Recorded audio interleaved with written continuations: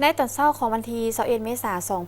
2025ที่ผ่านมาที่ห้องว่าการสำนักงานนายกรัฐมนตรีได้จัดกองประชุมสรุปการนำพาซี่นำเวียกงานรอบด้านของห้องว่าการสำนักงานนายกรัฐมนตรีประจำปี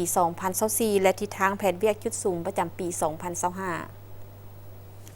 กองประชุมภายใต้การเป็นประธานของทานบัวคงนามวงศ์รัฐมนตรีหัวหน้าห้องว่าการสำนักงานนายกรัฐมนตรีให้เกียรติเข้าร่วมโอลุมเป็นการให้ทิศซี่น้ำของทานสอนไซศรีพันดอนนายกรัฐมนตรีมีบรรดาทานรัฐมนตรีประจำสำนักงานนายกรัฐมนตรีทานห้องรัฐมนตรีหัวหน้าห้องการบรรดาคณะกรมคณะหอประชุมแห่งชาติพนักงานรัฐกรเข้าร่วมกองประชุมได้รับฟังรายงานเกี่ยวกับการจัดตั้งปฏิบัติเวียกงานภาคพนักงานและเวียกงานวิชาเฉพาะของห้องการสำนักงานนายกรัฐมนตรีประจำปี2024และทิศทางแผนเวียกจุดสูงประจำปี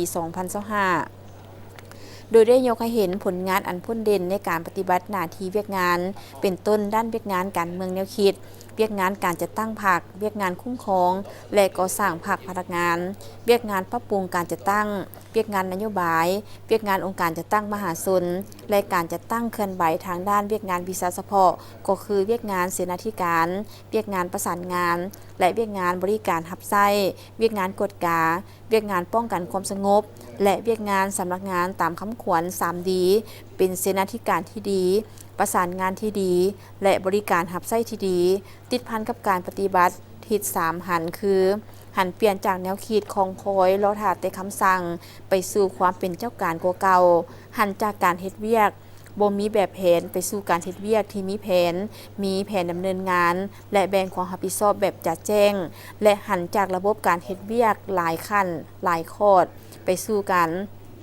ตัดขั้นคอร์ดที่บ่จำเป็นออกให้รัดกุมผ่านมาได้ปรับปรุงกลไกวิธีเฮ็ดเวียกให้รัดกุมถูกต้องว่องไวขึ้นตื่มสามารถรับประกันการปฏิบัติหน้าที่ตามภาระบทบาทและขอบเขตสิทธิของตนด้วยความรับผิดชอบสูงสามารถรักษาได้ความสามัคคีภายในความเป็นเอกภาพและมีความสงบการปฏิบัตินโยบายต่อพนักงานบำนาญก็คือพนักงานที่ยังประจำการก็ได้รับการปรับปรุงดีขึ้นพร้อมนั้นเลยยกให้เห็นถึงสาเหตุที่พาให้มีด้านดีจุดอ่อนของโครงข้างบทเรียนที่ถอดถอนได้และทิศทางแผนเวียกจุดสุมในต่อหน้ารวมทั้งมาตรการในการจัดตั้งปฏิบัติเวียกงานในแต่ละด้านผู้เข้าร่วมได้ประกอบความเห็นต่อบทสรุปดังกล่าวเพื่อให้เนื้อในครบถ้วนสมบูรณ์ลึกซึ้งแท้ถึงตัวจริงเป็นบ่อนอิงให้แก่การจัดตั้งปฏิบัติเวียกงานในต่อหน้าพร้อมนี้กองประชุมได้รับฟังการสรุปติราคาการจัดตั้งปฏิบัติเวียกงานแข่งขันย่องยอหักษาและพัฒนาประจำปี2024และสรุปการจัดตั้งปฏิบัติขบวนการก่อสร้างในภาคปลอดใสเข้มแข็งนักแน่นปี2024และแผนการประจำปี2025ขององค์คณะภาคห้องว่าการสำนักงานนายกรัฐมนตรีซึ่งได้ยกให้เห็นการปฏิบัติ3 นาทีต้นโตไปสู่คุณภาพใหม่โดยการเพิ่มทวีการแข่งขันปฏิบัติคำขวัญ 3D ของห้องว่าการสำนักงานนายกรัฐมนตรีติดพันกับทิศ3หันให้แข็งแรงและมีคุณภาพสร้างบัตรเลี้ยวใหม่ติดพันให้แก่การเป็นสนันธิการในการค้นคว้าได้มีการหันเปลี่ยนที่แข็งแรงลึกซึ้งและหอบด้านทางด้านวิชาการกองประชุมมีพิธีมอบหับใบยั่งยืนในภาคปลอดใสเข้มแข็งนักแน่นประจำปี2024และสืบต่อเปิดบั้นขบวนการแข่งขันหักษาและพัฒนาของห้องว่าการสำนักงานนายกรัฐมนตรีกองประชุมครั้งนี้ทานนายกรัฐมนตรีได้โอ้ลมและให้ทิศที่นำซึ่งทานได้ย่องยอสมเสยต่อผลงานพ้นเด่นที่ห้องการสำนักงานนายกรัฐมนตรีญาติมาได้สำหรับปี2025เป็นปีมวลท้ายของการจัดตั้งปฏิบัติมติกองประชุมใหญ่ครั้งที่11และแผนพัฒนาเศรษฐกิจสังคมแห่งชาติ5ปีครั้งที่9สำหรับแผนพัฒนาเศรษฐกิจสังคมแห่งชาติ2025เป็นแผนบุกเบินสู่ชนสุดขีดซึ่งทุกแขนงการและท้องถิ่นต้องได้เพิ่มทวีความเอาใจใส่จัดตั้งปฏิบัติให้ได้รับผลสำเร็จตามคาดหมายที่วางไว้